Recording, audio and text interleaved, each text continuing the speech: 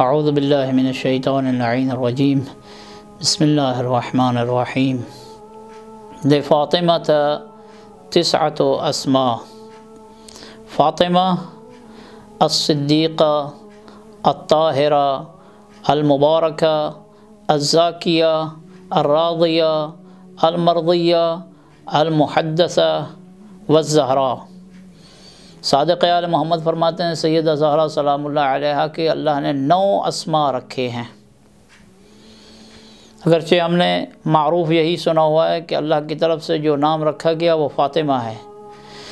حضرت امام جعفر صادق علیہ السلام کے اس فرمان کی روشنی میں، جسے علل الشرائع میں شیخ صدوق رحمۃ اللہ علیہ نے نقل فرمایا ہے، اس فرمان کی روشنی میں چھٹے امام فرماتے ہیں لفاطمہ تسعۃ اسماء عند اللہ عز وجل، 9 نام ہیں اللہ کی طرف سے جو سیدہ کو عطا ہوئے۔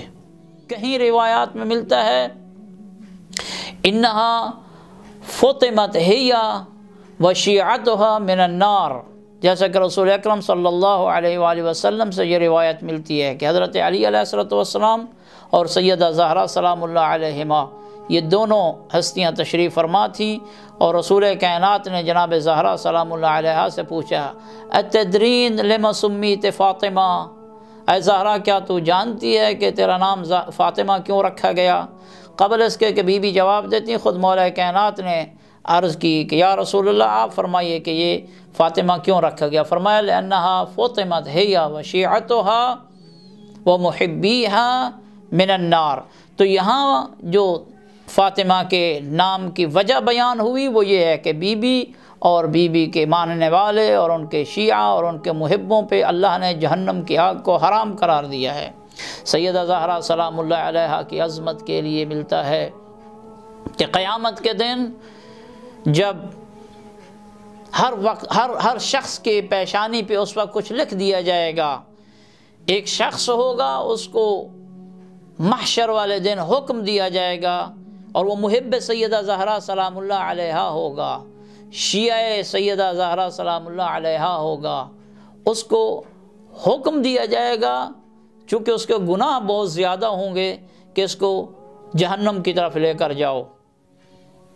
فَتَقِفُ فاطمہ علی باب جہنم، روایت میں ملتا ہے کہ جب اسے حکم دیا جائے گا کہ اس کو جہنم میں لے جاؤ، فیصلہ ہو جائے گا، محشر میں فیصلہ ہوتا ہے، فیصلہ ہو جائے گا کہ اس کو جہنم میں آپ ڈال دو، فیصلہ ہو گیا ہے۔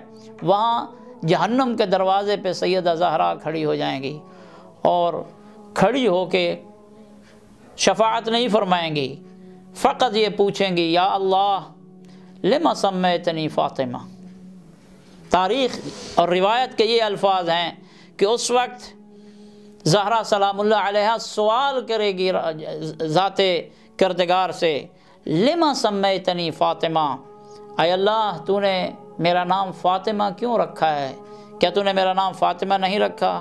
ووعدک الحق وانت لا تخلف المیعاد، یا اللہ تیرا وعدہ حق ہے اور تو اپنے وعدوں کی مخالفت نہیں کرتا، اور تو نے میرا نام فاطمہ اس لیے رکھا تھا کہ مجھ پہ اور میرے چاہنے والوں اور میرے محبوں پہ جہنم کی آگ حرام ہے۔ جب یہ سیدہ زہرا سلام اللہ علیہا پوچھیں گی، ارشاد رب العزت ہوگا زہرا میں نے جو وعدہ کیا ہے وہ وعدہ سچا ہے، میں اپنے وعدے کی خلاف ورزی نہیں کرتا۔ حکم ہوگا ملائکہ کو کہ اس کو واپس لایا جائے۔ وہاں پوچھا جائے گا کیا وجہ ہے کہ یہ شفاعت پہلے بھی ہو سکتی تھی۔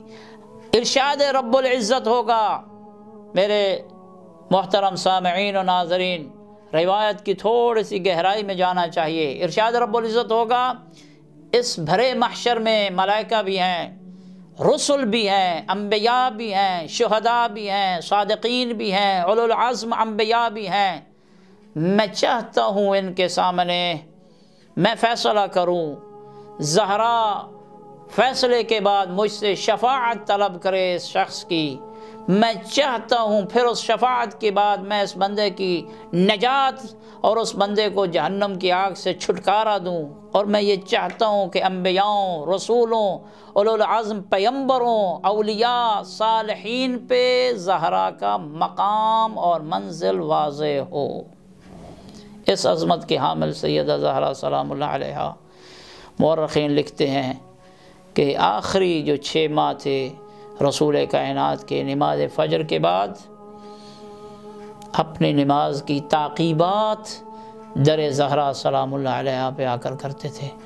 السلام علیکم یا اہل بیت النبوہ و معدن الرسالہ و محبت الوحی والتنزیل، یہ سلام تو بھیجتے ہی تھے۔ میرا سلام ہو اس گھرانے پر جس گھرانے سے نبوت پھوٹی، میرا سلام ہو اس گھرانے پہ جس گھرانے پہ وحی کے فرشتے نازل ہوتے ہیں۔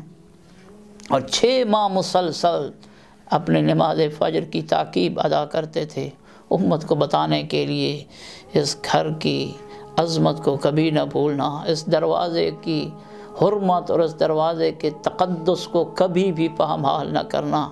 عزیزدارو، مصیبت ہوتی ہے، جیسا کہ حضرت علی علیہ السلام نے بھی ایک دفعہ اصحاب کا مجمع تھا، جناب سلیمان بھی تھے، ابو ذر بھی تھے، مقداد بھی تھے، سارے موجود تھے۔ پوچھا سب سے بڑی مصیبت انسان پہ کب ہوتی ہے؟ یہ جو مصائب ہوتا ہے نا، اس میں پیغام بھی ہوتا ہے، اس میں میسج بھی ہوتا ہے۔ انسان کو سوچنا چاہیے کس رسول کی بیٹی اور امت نے اس رسول کی بیٹی کے ساتھ کیا سلوک کیا، آخر وہ امت کے لوگ ہی تھے، کیا سلوک کیا۔ آج پیغام ہے مظلومیت زہرا سلام اللہ علیہا۔ سنتے ہیں کہ سابقہ انبیاء جناب عیسیٰ و موسیٰ کی اگر کوئی ان کے ساتھ منسوب چیز بھی اگر آج عیسائیوں یا یہودیوں کو مل رہی ہے تو اس کو بھی بڑے احترام اور تقدس کے ساتھ انہوں نے رکھا ہوا ہے۔ یہ وہ دروازہ جس دروازے پہ رسول رکیں، یہ وہ بی بی جس بی بی کے آنے سے رسول کھڑے ہو جائیں اور بی بی پوچھے آپ میرے بابا ہیں، آپ سے میرا کیا پردہ، آپ میری وجہ سے اٹھتے کیوں ہیں؟ رسالت کا جواب آئے، زہرا میں اپنی وجہ سے نہیں کر رہا، حکم خدا ہے کہ جب تو آ میں رسول بھی اٹھ جاؤں۔ اپنے مسند سے اٹھ کے احترام کرتے تھے اس بی بی کا۔ عزیزدارو، جب علی علیہ السلام نے اصحاب سے پوچھا سب سے بڑی مصیبت کیا ہے، کسی نے کوئی جواب دیا، کسی نے کوئی جواب دیا، کسی نے کہا کوئی بیٹا چلا جائے دنیا سے، اس کا فراق بڑا سخت ہوتا ہے، عزیز چلا جائے فراق سخت ہے، کوئی اور قریبی رشتہ دار۔ حضرت نے رو کر ارشاد فرمایا ان اعظم مصیبت علی رجل ان تضرب حلیلتہ وہو لا یفعل شیئا، سب سے بڑی مصیبت، عظیم مصیبت غیرت مند شخص پہ اس وقت ہوتی ہے جب اس کی آنکھوں کے سامنے اس کی زوجہ کی توہین کی جا رہی ہو، زوجہ کو مارا جا رہا ہو اور وہ کچھ نہ کر سکے۔ کیا وہ منزل سخت تھی کہ جب گھر میں بھی علی موجود تھے، ظالم دروازے پہ آئے، کہتے ہیں آگ نہیں لگائی، دھمکیاں دی ہیں۔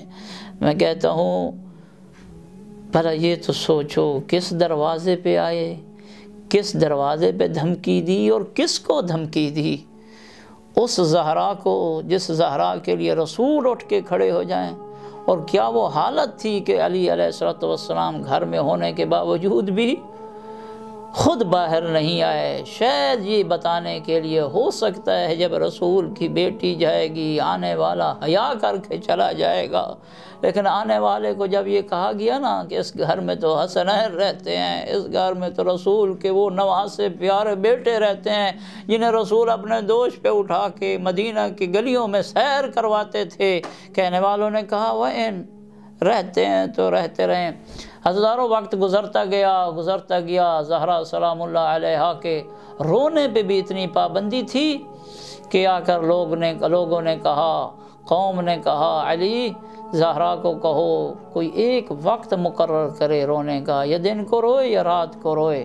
وجہ یہ تھی، علماء ارشاد فرماتے ہیں اس کی وجہ یہ تھی کہ جب سیدہ زہرا روتی تھیں ایک اضطرابی کیفیت پیدا ہو جاتی تھی، بچے اپنی ماں کی گودوں سے ہٹ جاتے تھے، دودھ پینا چھوڑ دیتے تھے، حیوان جو ہیں چارہ کھانا چھوڑ دیتے تھے، ایک طوفان سا برپا ہو جاتا تھا، ایک بڑی سخت اضطرابی کیفیت ماحول میں پیدا ہو جاتی تھی۔ عزیزدارو، دن گزرتے گئے، شیر خدا کے پاؤں میں وہ قید تھی وصیت مصطفیٰ کی کہ جو مصطفیٰ نے وصیت کی، جس کی وجہ سے علی خاموش رہے اور سب کچھ برداشت کیا۔ آخری دن آ گئے، جب حضرت زہرا سلام اللہ علیہ اس دنیا سے انتقال فرما رہے تھے، کہا علی میرے سرہانے میں آ کے، میرے سرہانے کے پاس آ کر بیٹھو، میری چند وصیتیں ہیں۔ اب زہرا وصیت کر رہی ہیں، علی علیہ السلام کو وہ وصیت کر رہی ہیں۔ پہلی وصیت جو زہرا نے کی عزادارو، پہلی وصیت جو بی بی نے کی وہ یہ وصیت تھی، علی رات کی تاریکی میں مجھے غسل بھی دینا، کفن پہنانا، رات کی تاریکی میں مجھے دفن کرنا۔ کیا مجبوری تھی زہرا کی کہ رات کی تاریکی میں، دن کی روشنی میں مجھے دفن نہ کرنا؟ اللہ جانے کوئی اور بھی زہرا پہ ظلم ہونا تھا، جسے زہرا کو خبر تھی کہ یہ لوگ میرے مرنے کے بعد بھی مجھ پہ ظلم کریں گے۔ دوسری وصیت جو بی بی نے فرمائی، عرض کی علی دوسری وصیت یہ ہے کہ رات کو میرا جنازہ اٹھانا، اور ایک شیشی تھمائی، کہا یہ شیشی میرے کفن کے ساتھ رکھ دینا۔ مولا نے پوچھا زہرا یہ کیا شیشی ہے؟ عرض کی یا علی بابا ایک دن واز فرما رہے تھے اور فرما رہے تھے کہ ہر انسان پہ مرنے کے بعد سخت مراحل آئیں گے، اور اس کے لیے جو بہترین توشہ ہے جس سے وہ نجات پا سکتا ہے ان کٹھن مراحل سے، وہ خوف خدا میں کیا ہوا گریہ ہے۔ علی میں رات کی تاریکی میں اٹھ کر خوف خدا کرتی تھی، اور ان آنسوؤں کو اس شیشی میں میں نے جمع کیا ہے۔ میرے آخرت کا زاد جو ہے وہ یہی شیشی ہے، میرے کفن میں رکھ دینا۔ عزادارو مولا نے کہا تعمیل ہوگی، اور کوئی وصیت؟ بی بی نے کہا علی جب مجھے دفن کر لینا نا، دفن کر کے فوراً میری قبر سے اٹھ نہ جانا، میری قبر کے پاس بیٹھے رہنا، قرآن مجید پڑھنا۔ تجھے پتہ ہے میں امت سے ستائی ہوئی ہوں، تو قرآن پڑھے گا، میں تیری آواز سن کے مجھے انس آئے گا، میں تیری آواز سن کے مجھے سکون آئے گا، میں چونکہ تیری آواز سے مانوس ہوں۔ علی نے فرمایا تعمیل ہوگی۔ آخری وصیت سادات کے لیے، ناظرین اور سننے والوں عزاداروں، آخری وصیت بھی نے فرمائی، کہا علی میرے بعد آنے والے سادات میری اولاد کو یہ پیغام دینا کہ آپ کی دکھیا ماں زہرا سلام بھیجتی تھی، اجرکم علی اللہ۔ عزاداروں علی علیہ السلام نے یہ وصیتیں سنی، اور وصیتیں سننے کے بعد علی علیہ السلام اٹھے، اور اس کے بعد جو وصیتیں انہوں نے کی تھی ان پہ عمل کیا۔ بس عزاداروں ایک روایت اور آپ کی زحمت تمام، فتح مکہ میں رسول اکرم نے ایک شخص کے خون کو مباح کیا تھا، اور وہ شخص حبار ابن اسود تھا۔ اس نے کیا کیا تھا؟ ایک ہاشمی خاتون کو نیزے کی انی سے ڈرایا تھا، اور وہ ہاشمی خاتون اونٹ کے پلان پہ سوار تھی، حامل تھی وہ خاتون۔ اس نے ڈرایا تھا، نیزے مارا نہیں تھا، نیزے کی انی سے ڈرایا۔ اس دن جس دن رسول ہر ایک کو معاف کر رہے ہیں، معافی نامہ عام دے رہے ہیں، اس دن فتح مکہ کے دن رسول نے فرمایا اس شخص نے چونکہ ہماری خاتون کو نیزے کی انی سے ڈرایا، جس سے اس کا عمل سخت ہوا، اس کا بچہ ضائع ہوا، اس کا خون مباح ہے، اس کو مار دو۔ میں کہوں گا یا رسول اللہ، اے ہمارے پیارے نبی، اے محمد مصطفیٰ، اس نے مارا تو نہیں ہے۔ تاریخ میں تو یہ بھی ملتا ہے ان فلانا ضرب بطن فاطمہ حتی اسقطت جنینہا، ایک ظالم نے بی بی کے پیٹ پہ اتنا مارا، زہرا کا محسن شہید ہو گیا۔ کاش رسول خدا آپ اس وقت ہوتے اور دیکھتے یہ ظالم کیا ظلم کر رہے ہیں۔ الا لعنت اللہ علی القوم الظالمین۔